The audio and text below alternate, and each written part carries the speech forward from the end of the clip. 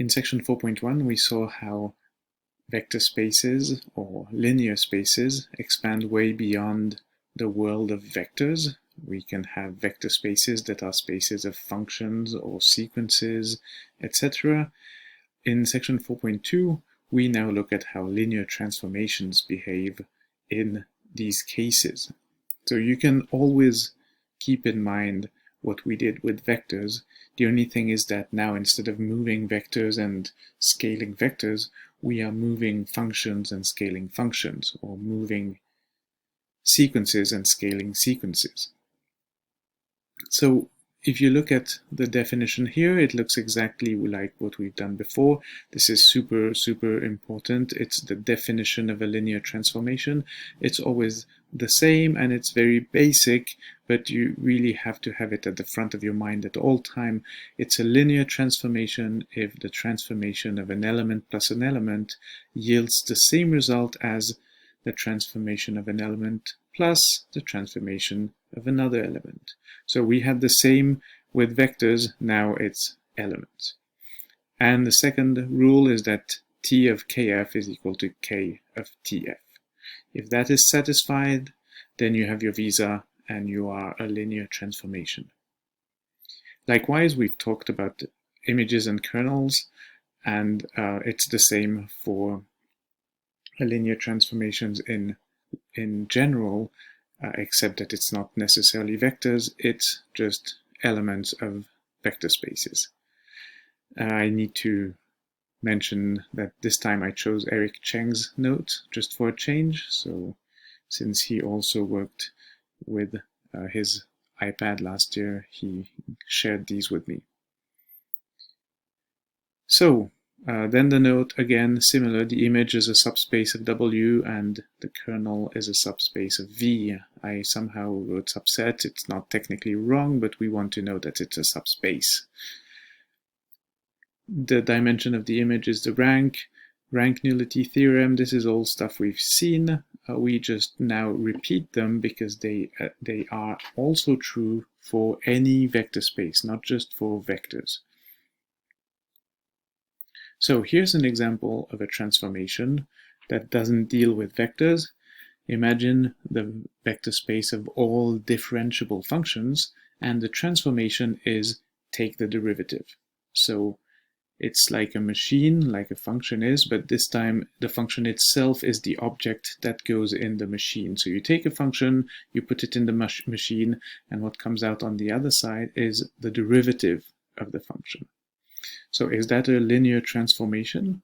Well, yes it is, because if you take the derivative of f plus g, here it is, we know from basic calculus that's the same as f prime plus g prime, and therefore it's the transformation of f plus the transformation of g.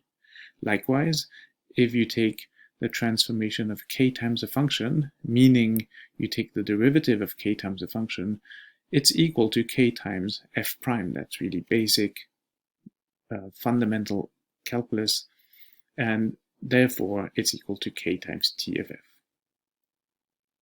So yes, taking the derivative is actually a linear transformation on the vector space of differentiable functions. Question B, find the kernel of T. That's an interesting question. It sounds difficult like that, but really all we ask is what are the functions such that when I take the derivative, I get 0. Again, this is really basic calculus. Any student in AP Calc AB after 3 weeks of class would know the answer. All functions such that their derivative is 0 are f of x equals c. Any function which is a constant function will give a derivative that is 0. Other example with sequences.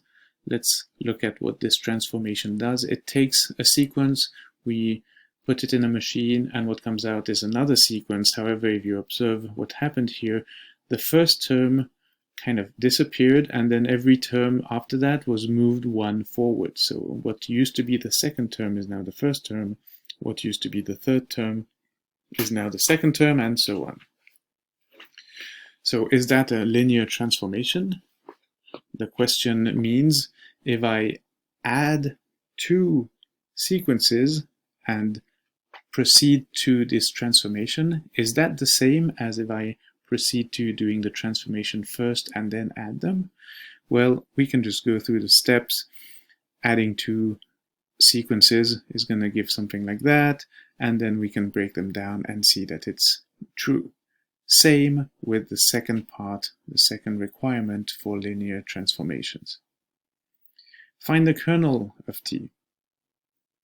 What are the functions that will yield 0, 0, 0, 0, 0 after the transformation? Well, the answer is any function that has any number in first position and then all zeros after that is going to be in the kernel, because we don't care about that first number, it disappears, and then after the transformation we'll have all zeros. So we can write it in two different ways, as Nick has, or Eric has last year. The kernel of t is the span of 1, 0, 0, or we can just say the kernel of t is C 0, 0, 0. What's the image of the transformation? So that means what are all the sequences that we can get in the end? The answer is we can get every sequence we can imagine. You can give me any sequence and then I will be able to figure out a sequence that originated in the first space, and that will give the sequence you gave me. I can basically pick x0, whatever I want, and then I just give the same numbers as you gave me. So, isomorphisms. Basically, when you have a transformation, if it's possible to invert, if it's an invertible transformation, then it's an isomorphism. So let's read the definition. An invertible linear transformation is called an isomorphism. If such a linear transformation from t from v to w exists, we say that v and w are isomorphic. So yeah, if your transformation is invertible, then it's an isomorphism.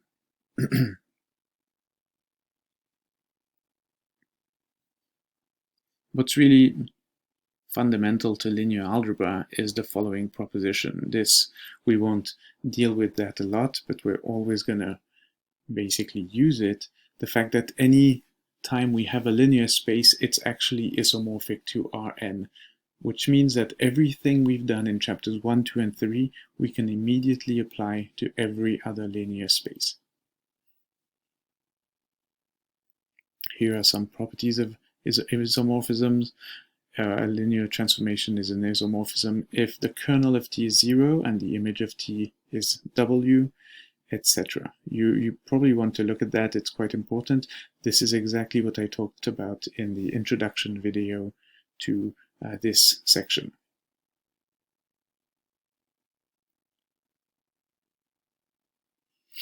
So here's a weird example, but that's perfect. It shows how transformations are flexible and how they can travel through linear spaces that we wouldn't necessarily expect. Here's a linear transformation. It's called L this time, but we often call them T. So think of T when you see this L. It goes from cubic functions to vectors in 3 dimensions. Like, why? Well, it doesn't matter. It just takes a cubic functions, we throw it in a machine, and it comes out as a vector in 3D. So what are the components of the 3D vector? It's f of 1, f of 2, f of 3. Why? Well, why not? So the first question, what is the transformation of x cubed minus 2x squared plus x plus 1? You need to calculate what f of 1 is, so 1 minus 2 plus 1 plus 1. You need to calculate what f of 2 is, 2 cubed minus 2x minus 2 times 2 squared plus 2 plus 1, and f of 3, and here's the vector that comes out. So is that an isomorphism?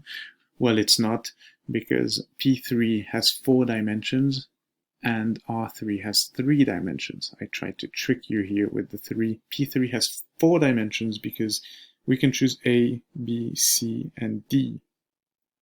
So there's four directions that are open. And so this cannot be an isomorphism because if we go from 4 dimensions to 3 dimensions, it means there's been a collapse of some kind. There's been a projection of some kind. There's no way we could go back from 3 dimensions to all of the 4 dimensions backward. So let's try something that might be more plausible now. If we take the quadratic functions and transform them to a vector in R3, what is the transformation of 4x? Even though I said that P2 is quadratic functions, this is acceptable as a quadratic function because it's 0x squared plus 4x plus 0. So again, f of 1, f of 2, f of 3, this time it's much easier to calculate. It yields 4, 8, 12. Is it an isomorphism? There's different ways of doing that, but if we look back here, we want to first check that the dimension of v is equal to the dimension of w. It has to be. If these two vector spaces have different dimensions, you can never have a linear transformation that's an isomorphism, and in our case it is. And then we have two choices. We can either check that the kernel is 0, or we can check that the image is all of w. So in this case, we check that the kernel is 0, so that means what are the functions that are going to give me 0, 0, 0? And the answer is it has to be the function f of x equals 0x squared plus 0x plus 0, because there's no other way we could have 3 different values on a parabola that give 0. We need f of 1 to be 0, f of 2 equals 0, and f of 3 equals 0. Think about it. There's no parabola that has this this characteristic. So yes, it's an isomorphism. In summary, you have a table here that's a chart here that's pretty nice if you want to figure out whether a certain transformation is linear. You just go through the steps. Is the dimension of v equal to the dimension of w? If no, like in the first example we just saw, then it's not an isomorphism. If yes, then you can do this or that, and here's where we went to yes earlier. That's a good idea. If you can find a formula for the inverse, then yes, you know that it's an isomorphism, but oftentimes you may not, and so you continue down the line. Thank you.